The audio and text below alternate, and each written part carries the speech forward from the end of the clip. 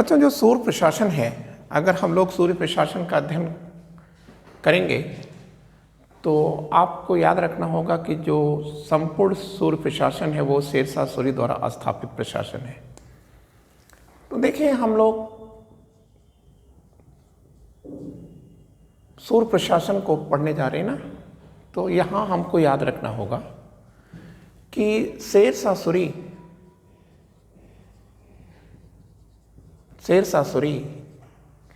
कभी भी व्यवस्था के सुधारक ही थे, प्रवर्तक नहीं थे। मतलब ये आप कह सकते हैं कि प्रवर्तक नहीं है, ये किसी प्रशासन के प्रवर्तक नहीं है, अपितु इन्होंने सुधार किया है और इस सुधार से व्यवस्था में सुधार किया है और इस सुधार से नसीहत किसने लिया है? अकबर ने लिया है। और इसीलिए अकबर को क्या कहा जाता है या शेरशाह सूरी को क्या कहा जाता है? तो आप कहेंगे कि अकबर का पूर्वगामी कहा जाता है। फिर से मैं आपको समझा दूं कि देखिए, हम लोग सूर्य प्रशासन पढ़ने जा रहे हैं, तो सूर्य प्रशासन के जो सुधारक हैं वह कौन है? आप कहेंगे कि सर शेरशाह सूरी है, ये प्रशासन के प्रवर्तक नहीं है। हाँ, ये जरूर है कि इनके जो सुधार रहे हैं वो इतने अच्छे रहे हैं कि अकबर ने, ठीक है, इन्हीं के प्रशासन से बहुत कुछ लिया है। क्लियर? इसीलिए शेरशाह सूरी को अकबर का पूर्वगामी कहा जाता है। अब हम लोग इस मैटर को ऐसे देखते हैं, हेडिंग डाल देते हैं, केंद्रीय प्रशासन पहले हम लोग पढ़ लेंगे और इसके बाद हम लोग प्रांतीय प्रशासन पढ़ लेंगे और प्रांतीय प्रशासन को पढ़ने के बाद हम लोग स्थानीय प्रशासन या ग्राम प्रशासन की बात करेंगे। तो अगर हम लोग केंद्रीय प्रशासन की बात करें तो सबसे पहले हमें याद रखना होगा सुल्तान को। ठीक है, तो याद रखिएगा, ये जो सुल्तान है ये सत्ता के केंद्र में है। मतलब सारी शक्तियां किससे निकल रही हैं? सुल्तान से निकल रही हैं और सारी शक्तियों का केंद्र कौन है? सुल्तान ही है। क्लियर? अब इसके अंदर कौन कौन सी शक्ति है? आप कहेंगे सर वो एग्जीक्यूटिव या कार्यपालिका का भी चीफ है। ठीक है, तो कार्यपालिका में कौन कौन शक्तियां आती हैं? दो शक्तियां आती हैं। एक आता है सामान्य प्रशासन और दूसरा आता है सैन्य प्रशासन। ठीक है, तो चाहे वो सामान्य प्रशासन रहा हो चाहे वो सैन्य प्रशासन रहा हो, सबका प्रधान कौन है? सुल्तान ही है। दूसरी बात आपको याद रखनी होगी, विधान पालिका मतलब कानून निर्माण। तो जो विधान पालिका की शक्ति है उसका प्रमुख कौन है? सुल्तान ही है। और अब न्यायपालिका आती है, तो आप कहेंगे प्रधान न्यायाधीश भी सुल्तान ही है। ठीक है, इसका मतलब सारी जो शक्तियां हैं वो किस में नहीं थे? सुल्तान में ही है। हाँ, ये आप जरूर देख लें कि सुल्तान की सहायता के लिए मंत्री हुआ करते थे। ठीक है, लेकिन आप याद रखिएगा, ये जो मंत्री हैं, ठीक है, ये अन्य लोगों से अलग है। यहाँ पर जो मंत्री हैं यह सचिव जैसे हैं, सचिव जैसे हैं। मतलब आप कह सकते हैं, जब सचिव जैसे आप कह रहे हैं तो इसका मतलब होता है बच्चों कि ये लोग आज्ञा का पालन करते हैं, कोई निर्णय नहीं लेते। मतलब ये केवल हुक्म को मानते हैं, ये हुक्मरान नहीं है। ठीक है, मतलब ये कोई डिसीजन नहीं लेते। ठीक है, अब ये जो केंद्रीय विभाग हैं, ये केंद्रीय विभाग कितने हैं? तो आप बोलोगे कि सर केंद्रीय विभाग 4 थे। ठीक है, और कौन कौन था ये चारों विभाग? तो उसे आप याद रखिएगा। ठीक है, पहला हम लिख रहे हैं दीवाने वजारत। दीवाने 4 विभाग है तो 4 मंत्री भी होंगे। ठीक है, दीवाने वजारत। तो जो दीवाने वजारत विभाग है, ठीक है, इसका कार्य क्या है? वजीर इसका मुखिया होगा। ठीक है, वजीर इसका मुखिया है और इसका कार्य क्या है? आप कहेंगे आय व्यय और मतलब लगान, अर्थव्यवस्था को देखना और क्या करना? आय व्यय का लेखा जोखा। ये किसका कार्य है? दीवानी वजारत का कार्य है। और इसका प्रमुख क्या है? वजीर होगा, आपने पढ़ लिया इसके पहले। दूसरा कौन है? दीवानी रसालत है। तो रसालत क्या है? ठीक है, तो आप कहेंगे कि सर दीवानी रसालत ये विदेश विभाग है, विदेश विभाग है। तो ये काम क्या करता है? विदेश विभाग। क्लियर? तो आप कहेंगे राज्यों के साथ पत्र व्यवहार करता है, ठीक है, दान इत्यादि की व्यवस्था देखता है, मतलब रिसीव भी करता और देता भी है, ठीक है। और इसके अतिरिक्त क्या क्या आएगा? आप कहोगे कि सर दीवानी आरिज आएगा, आरिज आएगा, ठीक है ना। आप इसे अर्ज भी लिख सकते हैं। और ये इसका कार्य क्या क्या है? ठीक है, इसका प्रमुख कौन है? पहले तो आप याद रखिएगा, आरिज मुमालिक है, आरिज मुमालिक। इसका कार्य क्या है? तो आप कहिएगा सेना का संगठन करना, ठीक है, मतलब सेना का संगठन इसका कार्य है। एक तो ये हो गया कार्य। दूसरा कार्य क्या करता है? तो आप कहेंगे कि सर ठीक है, सेना के संगठन के साथ साथ यह रसद और सेना में शिक्षा इत्यादि की व्यवस्था करता है। लेकिन आपको याद रखना होगा कि यह सेनापति नहीं है, यह सेनापति नहीं है। और सेनापति कौन है? सेनापति तो सुल्तान है। और सैनिकों की भर्ती कौन करता है? सेनापति नहीं, ये नहीं करेगा। सेना की भर्ती कौन करता है? आप कहेंगे सुल्तान ही, ठीक है, करता है। क्लियर? हाँ, वो उसमें ये सहयोग करता है, ठीक है। अब एक और विभाग आता है और वह विभाग है दीवानी इंसा। ये 4 हो गए आपके, दीवानी इंसा, ठीक है। तो दीवानी इंसा क्या हो गया? सुल्तान के आदेशों को लिखता है, सुल्तान के आदेशों को लिखेगा और अन्य विभागों को प्रेषित करेगा या सुल्तान के निर्णयों से सूचित करेगा। क्लियर? अब देखिए कुछ अन्य विभाग भी थे, जैसे दीवानी काजी, दीवानी अन्य में हमने कहा है 4 तो खत्म हो गए। दीवानी काजी ये क्या है? तो आप कहेंगे सर जो दीवानी मामले होते हैं उसका न्यायालय है ये दीवानी काजी, ठीक है। और दीवानी वरीद भी एक होता था, दीवान ए वरीद। ये क्या करता है? आप कहेंगे कि सर ये गुप्तचर विभाग को देखता था और डाक व्यवस्था भी देखता था। क्लियर हो गया? और अब हम थोड़ा सा आगे जाने से पहले यहाँ रुक जाएंगे और कह लेंगे कि हम लोग थोड़ा प्रांतीय प्रशासन भी देखते चलते हैं, उसके बाद फिर हम लोग राजस्व और इत्यादि चीज़ों को देखेंगे।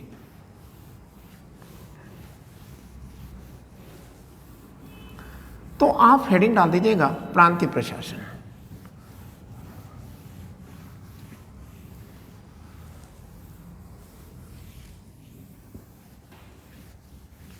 तो बच्चों हम लोगों को जो अपना अगला टॉपिक देखना है वो है प्रांतीय प्रशासन, ठीक है। हेडिंग डाल देते हैं प्रांतीय,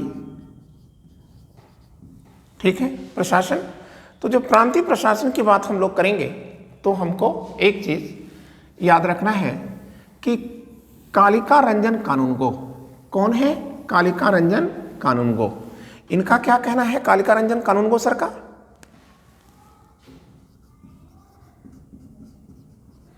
तो यार पहली बात तो आप याद रखिएगा कि जो प्रांत है इसको सूबा कहा जाता था। लेकिन यहां हमारे सामने एक प्रश्न आ गया कि देखिए कालिका रंजन कानूनगो, इनका कहना है कि शेर शाह सूरी के प्रशासन में सूबा नाम की कोई इकाई नहीं थी, ठीक है। जबकि परमात्मा शरण अग्रवाल, परमात्मा शरण अग्रवाल सूबों की संख्या कितना बता देते हैं? 47 बता देते हैं। मतलब परमात्मा शरण के अनुसार सूबे हैं, ठीक है। और कितने हैं? 47 हैं। क्लियर? अब इसमें कौन सूबेदार के रूप में होता था? आप कहेंगे इसका प्रमुख सैनिक सूबेदार था, सैनिक सूबेदार था, ठीक है। सैनिक सूबेदार इसका प्रमुख हुआ करता था। खैर ये कंट्रोवर्शियल मैटर हो गया। अब याद रखिएगा इसके नीचे सरकार होती थी। तो सरकार को हम क्या कह सकते हैं? आज के जिले जैसा बता सकते हैं, जिले जैसा बता सकते हैं। तो ये क्या है, जिले में कौन दो अधिकारी हैं? तो देखिए जिले में एक तो है सिकदार, ठीक है, ए सिकदार, ए क्या है, सिकदराना, सिकदार ए सिकदराना है। और दूसरा क्या है, मुंसिफ ए मुंसिफान है। ठीक, अब ये सिकदार और सिकदराना का क्या कार्य है? तो इसके जो सिकदार या सिकदराना के कार्य है वो हमने यहां कर दिया। क्या लिख दिया? देखो बच्चों, पहली चीज तो ये है कि यह परगने के जो सिकदार होंगे, सिकदार जो इनके नीचे के होते हैं, तो सिकदार के विरुद्ध मुकदमा सुनना, मतलब अपील, सिकदार की अपील, सिकदार के विरुद्ध अपील कहाँ की जा सकती है? सिकदार या सिकदराना में की जाती है। ठीक है, और क्या होता है और इसका क्या कार्य है? आप कहोगे कि पूरे जिले में शांति व्यवस्था बनाना, शांति व्यवस्था लिख देते हैं। ठीक है, या आप एक पॉइंट और कर दीजिए, ये फौजदारी मामले का न्यायाधीश भी है, फौजदारी का न्यायाधीश भी है। क्लियर? अब आता है मुंसिफ या मुंसिफाना क्या है? तो आप जस्ट इसी को देख के जाइए। आप कहेंगे प्रांतों के या परगने के जो मुंसिफ है, परगना नॉट प्रांत, जो परगना है, तहसील है, उसके जो राजस्व अधिकारी हैं मुंसिफ, उनके मुकदमों को सुनना। ठीक है, क्लियर? परगने के मुंसिफों और अमीनों, अमीनों के विरुद्ध मुकदमे सुनना और इनका निरीक्षण भी करते रहना। क्लियर? और डायरेक्ट भी वो क्या कर सकता है? राजस्व संबंधी मुकदमों को सुनता है, मतलब राजस्व संबंधी वो न्यायाधीश भी है। अब सरकार के नीचे क्या होता है? सरकार के नीचे क्या आएगा? तो आप कहोगे कि सर सरकार के नीचे परगना होता था। ठीक है ना, सरकार के नीचे क्या है? तो आप कहोगे कि सर परगना आएगा। तो आइए देखते हैं। देखिए जो परगना है यह सरकार के परगना, ठीक है, यह सरकार के नीचे है। अब परगने में कौन कौन अधिकारी हैं? एक तो सिकदार हो गया, ठीक है, दूसरा मुंसिफ हो गया, तीसरा आप फौजदार कर दीजिए, फौजदार कर दीजिए। और ये दो ठो कारकुन लिख लीजिए आप, दो कारकुन, ठीक है, या ब्रैकेट में आप लिपिक कर दीजिए। फौजदार के आगे आप खजांची कर दीजिए। खजांची मतलब परगने का कि ट्रेजरी या, ठीक है, इसी के अधीन थी, यह परगने का खजांची है। और मुंसिफ क्या करता है? आप कहेंगे कि सर परगने में, ठीक है, राजस्व संग्रह करता है, राजस्व संग्रह इसका दायित्व है और राजस्व संबंधी मुकदमे यही सुनता है। सिकदार क्या है? आप कह देना कि सर यह फौजदारी के मुकदमे सुनता है और, ठीक है, शांति व्यवस्था बनाने के लिए उत्तरदायी है। क्लियर हो गया? हाँ, एक चीज ये होता है कि देखिए ये अधिकारी कहीं निरंकुश न बन जाएं। क्लियर? इसके लिए इन्होंने किया क्या? इन्होंने किया क्या है? देखिए क्या किया है। देखिए जो पैसा है और पावर है, मतलब बल, मतलब देखिए ये पैसा इधर आ रहा है, सॉरी इधर आ रहा है पैसा और इधर बल है, तो इन दोनों के विरोध में, इन दोनों में एकता ना हो जाए। ठीक है, जैसे आप मानिए एक ही आदमी के पास आप पुलिस भी दे दीजिए, एक ही आदमी के हाथ में आप पैसा भी दे दीजिए, तो निरंकुश हो जाएगा। लेकिन यहाँ आप देख रहे हैं कि बल किसी और के पास है और पैसा किसी और के पास है, तो ऐसी स्थिति में न यह कुछ कर सकता और न यह कुछ कर सकता है। तो ऐसे सिद्धांत को क्या कहा जाता है? अवरोध एवं संतुलन का सिद्धांत। अंग्रेजी में क्या कह सकते हैं? अवरोध एवं संतुलन के सिद्धांत को अंग्रेजी में चेक एंड बैलेंस के नाम से जाना जाता है। ठीक है, तो ये अधिकारी निरंकुश न हो जाएं, ठीक है, बगावती न बन जाएं, इसलिए इन्होंने अवरोध एवं संतुलन के सिद्धांत को लागू किया था। जैसे आप देखिए जब आप सरकार पढ़ रहे थे, जिले का शासन पढ़ रहे थे, तो वहाँ आपने देखा कि वहाँ शांति व्यवस्था और फौजदारी के लिए, ठीक है, कौन उत्तरदायी था? सिकदार सिकदराना था, मुंसिफ मुंसिफाना था। किसके लिए? मुंसिफ मुंसिफाना पैसे को देखता था, राजस्व को देखता था, सिकदार सिकदराना बल को देखता था। तो यहाँ पर भी आप देख रहे हैं चेक एंड बैलेंस है और उधर संतुलन है।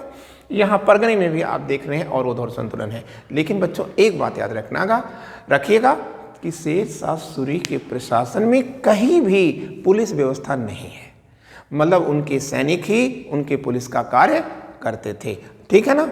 एक खास बात आपने यह चीज देखा। और अवरोध और संतुलन के अतिरिक्त यहाँ पर ट्रांसफर भी हुआ करते थे, अधिकारियों के ट्रांसफर होते रहते थे, इसलिए अधिकारी कहीं पर भी अपनी जड़ नहीं जमा पाते थे, ठीक है। तो कहीं से भी वह, ठीक है, निरंकुश नहीं हो सकते थे और बगावती भी नहीं हो सकते, ठीक है, स्थानांतरण के कारण। अब देखिए ग्राम शासन, तो ग्राम्य शासन कौन करता है? तो आप कह देंगे देखिए जो शेरशाह सूरी का ग्राम है, ठीक है, वो परंपरागत जो विधियां चली आ रही थी पुरानी विधियों से, ठीक है, उसमें शेरशाह सूरी ने कोई हस्तक्षेप नहीं किया, ठीक है। मतलब ग्राम में परंपरागत व्यवस्था लागू थी, परंपरागत व्यवस्था ही चलती रही। और यहाँ का मुखिया कौन था? मुकद्दम या चौधरी ग्राम मुखिया था। और ये काम क्या करता था? देखिए, एक तो गांव की शांति के लिए, शांति व्यवस्था के लिए, दूसरा सफाई के लिए, तीसरा शिक्षा के लिए, ठीक है, क्लियर। सफाई, स्वास्थ्य भी कर लीजिए, स्वास्थ्य का भी यह कार्य करता था, ठीक है। मतलब शांति मतलब सुरक्षा, स्वास्थ्य, सफाई और शिक्षा, ये सारा कार्य कौन करता था गांव में? आप कहेंगे मुकद्दम या, ठीक है, गांव का मुखिया करता था या चौधरी करता था। अब हम लोग आगे चलते हैं और देखते हैं कि सूर जो प्रशासन है उसमें राजस्व व्यवस्था कैसे चलती है, ठीक है, या भू राजस्व व्यवस्था क्या है, ठीक है। तो आइए हेडिंग डालते हैं, भू राजस्व व्यवस्था।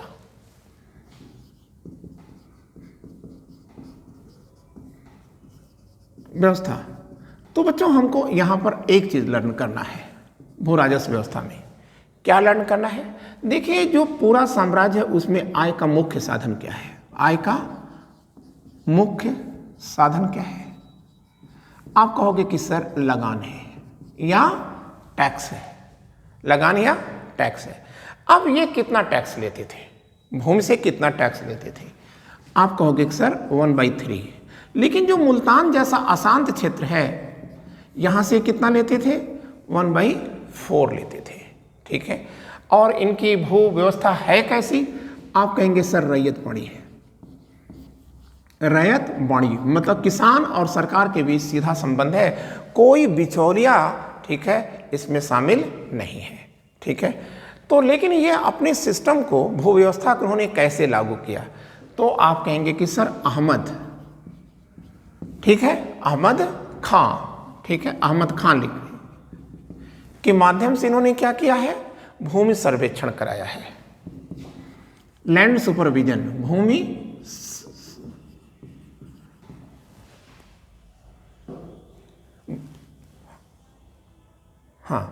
भूमि सर्वेक्षण कराया, ठीक है। अब हमको एक चीज और याद रखना है कि इन्होंने भूमि का सर्वेक्षण तो कराया, ठीक है, और ये भूमि के संरक्षण में इन्होंने भूमि की माप कैसे किया है? तो आप कहेंगे गजे सिकंदरी से मापा है। सिकंदरी, गजे सिकंदरी कितना बराबर होता था? 32 इंच के या 39 अंगुल के बराबर था, ठीक है। और भूमि माप की इकाई और क्या है? बीघा है। 3600 वर्ग गज इक्वल टू 1 बीघा, 1 बीघा था, ठीक है। अच्छा, अब हमको याद रखना होगा कि लेकिन ये जो सर्वेक्षण हुआ था ये पूरे साम्राज्य में लागू नहीं हो पाया, ठीक है। जैसे देखिए, जो पश्चिमी पंजाब है वह अशांत एरिया था, पश्चिमी पंजाब और राजस्थान भी ये अशांत एरिया था, ठीक है। मालवा ये अशांत एरिया था, मुल्तान ये अशांत एरिया था। तो यहाँ पर भूमि सर्वेक्षण नहीं हुआ है, ठीक है, यहाँ पर परंपरागत तरीके से ही कर को वसूला गया है। ठीक है, अब हमारे सामने अगली बात उत्पन्न होती है। तो आइए हम लोग देखते हैं कि हमारी अगली बातें क्या है। देखिए, उत्पादन के आधार पर भूमि का निर्धारण किया गया था, मतलब on the basis of productivity, उत्पादकता के आधार पर भूमि का विभाजन किया गया था। कैसे? अच्छी भूमि, दूसरा मध्यम भूमि, और तीसरा निकृष्ट भूमि। निकृष्ट भूमि, निकृष्ट भूमि मतलब खराब भूमि। ठीक है, और अब आप हमको एक चीज और जान लीजिएगा कि जो लगान व्यवस्था है वह 3 प्रकार की थी। लगान व्यवस्था वो 3 प्रकार की थी। आपको 3 में से किसी एक का चयन करना है। 3 में से किसी एक का चयन करना है, चाहे वो आप बटाई को ले लें या गल्ला बक्सी आप इसे कह सकते हैं।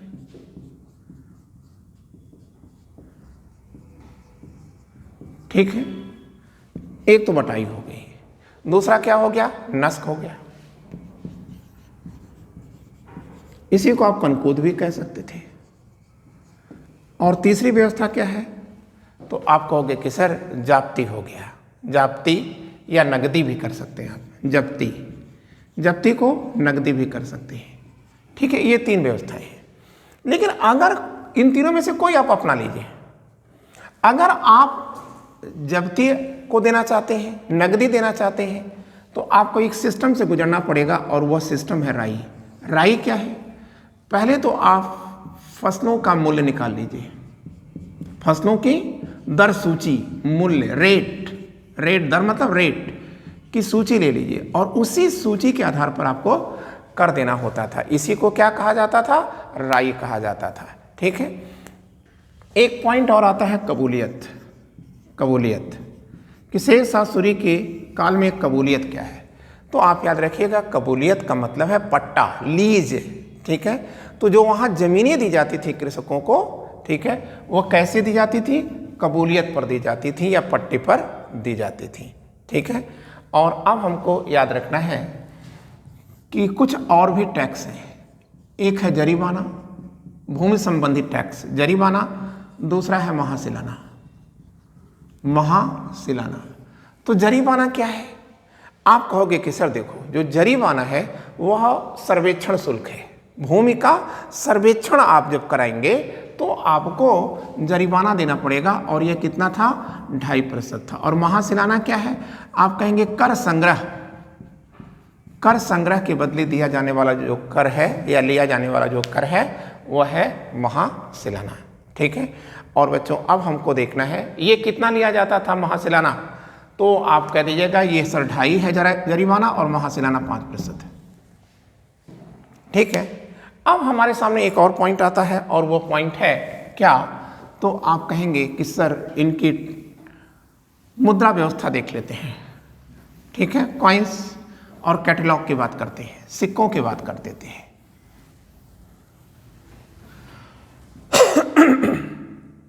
चले, तो देखिए मुद्रा व्यवस्था। तो अगर हम मुद्रा व्यवस्था की बात करें, शेर शाह सूरी की मुद्रा व्यवस्था की बात करें, तो आप याद रखिएगा, ठीक है, प्रोफेसर स्मिथ ने कहा था कि जो ब्रिटिश मुद्रा प्रणाली है, ब्रिटिश मुद्रा प्रणाली है, इसका आधार क्या है? क्लियर? तो उनका कहना है कि जो ब्रिटिश मुद्रा प्रणाली है उसका आधार है, ठीक है, शेर शाह सूरी की मुद्रा व्यवस्था। ठीक है, आप याद रखिएगा कि शेर शाह सूरी के काल में कुल 23 टकसाल थी, टकसाल थी। क्लियर? और इसमें जो पटना टकसाल है, पहली चीज तो आप याद रखिएगा कि शेर शाह सूरी ही हैं जिन्होंने पाटलिपुत्र का नाम पटना किया है। पाटलिपुत्र का नाम पटना किया है 1540 में, और 1540 में पटना टकसाल से ही इन्होंने चांदी का पहला सिक्का जारी किया था। चांदी का सिक्का जारी किया था, और चांदी का जो सिक्का हुआ करता था शेर शाह सूरी का, वह कितने ग्रेन का होता था? तो आप कहोगे कि सर 180 ग्रेन का होता था। ठीक है, तांबे का जो इनका सिक्का था, ठीक है, वह ठीक है कितना था? तो आप कहोगे कि सर 380 ग्रीन का था। ठीक है, मतलब टंका और ये है दाम। क्लियर? तो इसमें ये अंतर था। ठीक है, और इनके जो सिक्के थे उसमें सुल्तान का नाम लिखा होता था। देखिए, सुल्तान का नाम भी लिखा होगा, सुल्तान का पद भी लिखा होता था, और 2 भाषाओं में का प्रयोग होता था। ठीक है ना, 2 भाषाओं का प्रयोग होता था ना। एक भाषा कौन थी? तो आप कहिएगा कि सर अरबी थी। ठीक है, और दूसरी भाषा कौन थी? आप कहेंगे हिंदुस्तानी थी। क्लियर हो गया? और ये भी आप याद रखिएगा कि एक इन्होंने क्या किया था? दान लंगर चलाया था, दान का लंगर चलाया था। और इस दान के लंगर में ये प्रतिदिन, ये कहाँ चलता था? दिल्ली में चलता था। और यहाँ पर कितनी असरफियाँ? 500 असरफी प्रतिदिन ये खर्च कर दी जाती थी। क्लियर? और अब हमारे सामने एक और पोर्शन आता है, न्याय व्यवस्था।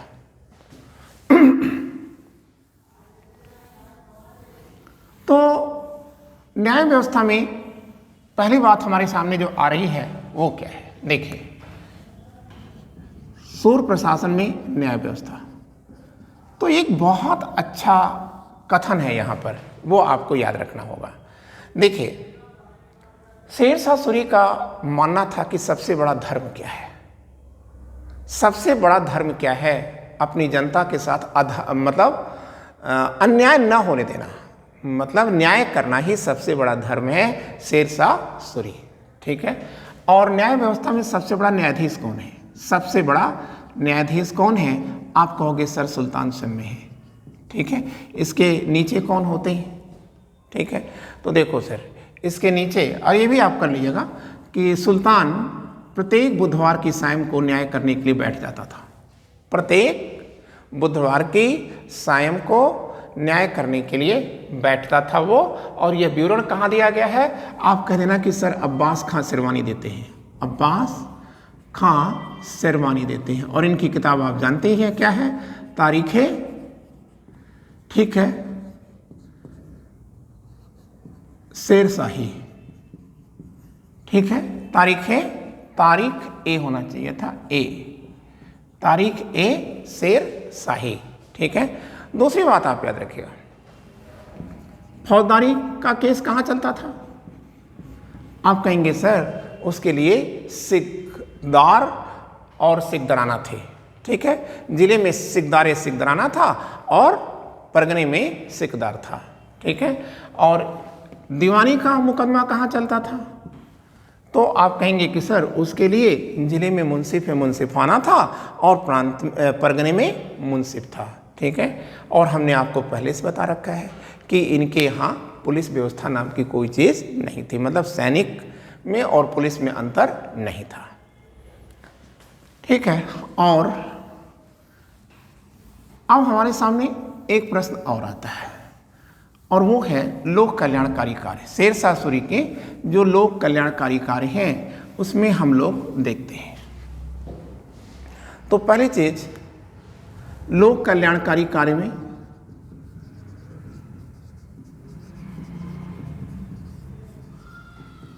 हमको एक चीज देखना है बस, सड़क और सराय। ठीक है, क्लियर? तो पहले आप इसको कर लीजिएगा। अब्बास खां शेरवानी क्या लिखते हैं? अब्बास खां शेरवानी लिखते हैं, ठीक है, कि सूर साम्राज्य में 1700 सराय थे।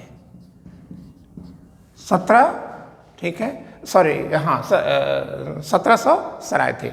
और ये जो सराय हैं ये हिंदुओं के लिए अलग है और मुसलमानों, 1700 सराय थे। इसमें हिंदू के लिए अलग और मुसलमानों के लिए अलग सराय होती थी। सराय मतलब जहाँ पर यात्री आकर रुकते हो, ठीक है, क्लियर, रुकते हो, उनके खाने पीने की व्यवस्था दी जाती हो, उसी को सराय कहते थे। ठीक है, यहाँ हमको याद रखना है कि एक शख्सियत है, और वो शख्सियत कौन है? तो आप कह दीजिएगा कानूनगो। कानूनगो ने क्या कहा? सरायों के संदर्भ में कानूनगो का क्या कहना है? इनका कहना है कि जो सूर साम्राज्य है साम्राज्य है, इसकी धमनियाँ क्या है, इसकी धमनियाँ या आर्टरी क्या हैं, आप कहेंगे सराय है। क्लियर। फिर बच्चों इन्होंने कौन कौन सी सड़कें निर्मित कराई थी, ठीक है। तो एक आप कह सकते हैं सोनारगांव। सोनारगांव कहाँ पड़ेगा, आप कहोगे सर बंगाल में पड़ेगा।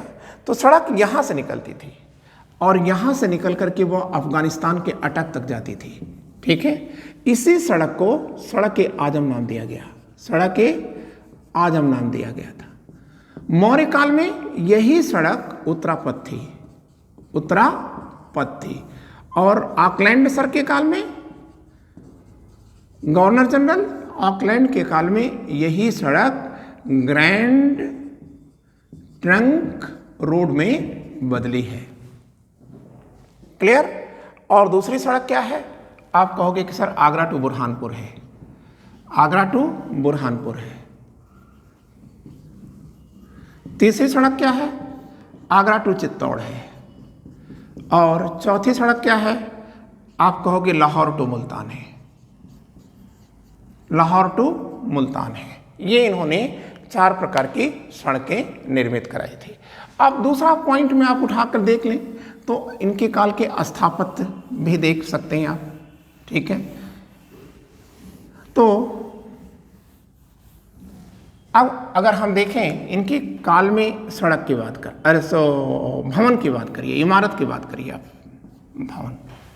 तो देखिए जो इनके काल के भवन बनते हैं उसमें सबसे बड़ी बात है कि इनका जो सासाराम में मकबरा है, सासाराम में मकबरा। तो बच्चों ये जो सासाराम का मकबरा है इसके बारे में आप लर्न कर लीजिएगा, जान लीजिएगा, ठीक है। कि कनिघम कौन थे, पुरातत्व विद्वान थे कनिघम, ठीक है ना। कनिघम ने क्या कहा, कहा कि सासाराम का मकबरा तो ताजमहल से भी बेहतर है। ताजमहल से क्या माना इन्होंने, बेहतर माना है। क्लियर। ताजमहल से बेहतर माना। और कानूनगो क्या कहते हैं इस मकबरे के बारे में, कानूनगो क्या कहते हैं इस मकबरे के बारे में, ये कहते हैं कि देखिए इसके 2 रूप हैं, ये जो मकबरा है इसके 2 रूप हैं, ठीक है। बाहर से यह क्या दिखता है, मुस्लिम दिखता है, मुस्लिम प्रभाव है इसमें। और अंदर से ये कैसा लगता है, आप कहेंगे हिंदू प्रभाव का है, ठीक है। क्लियर। और जाहिर सी बात है कि शेरशाह सूरी के काल में कहीं से भी चरमपंथ के लिए कोई अवसर मौजूद नहीं था, वह कहीं से भी चरमपंथ को समर्थन नहीं करते थे, ठीक है। इसके साथ इन्होंने उत्तर पश्चिम में गखरों को जीतने के बाद रोहतासगढ़ किले का निर्माण कराया था, ठीक है। और फिर इन्होंने दिल्ली में क्या कराया था, आप कहेंगे किला एक कोहना, किला एक कोहना नाम की मस्जिद बनाया था, ठीक है। और आप याद रखेंगे दिल्ली के पुराने किले में ही इन्होंने खूनी दरवाज़ा, दिल्ली के का जो पुराना किला है वो उसको खूनी दरवाज़ा कहते हैं। और इसका निर्माता कौन है, शेरशाह सूरी है। इसे खूनी क्यों कहा जाता है, इसे खूनी इसलिए कहा जाता है बच्चों कि जब आप पढ़ने लगते हैं, क्या पढ़ते हैं, जब आप 1857 की बगावत पढ़ेंगे तो वहाँ पर आप देखेंगे कि बादशाह बहादुर शाह जफर के 2 बेटे थे, मिर्ज़ा मुग़ल, मिर्ज़ा सुल्तान, और एक पोता आएगा अबू बकर, ठीक है। तो कैप्टन हडसन ने, ठीक है, इसी दरवाजे पर ला करके किसका कत्ल कर दिया था, इन सभी का कत्ल कर दिया था, ठीक है। इसलिए इसे खूनी दरवाज़ा कहा जाता है, ठीक है ना, और कोई रीजन नहीं है। क्लियर। तो बच्चों ये था हमारा सूर का प्रशासन। थैंक यू बच्चों, विशिंग ऑल द लक।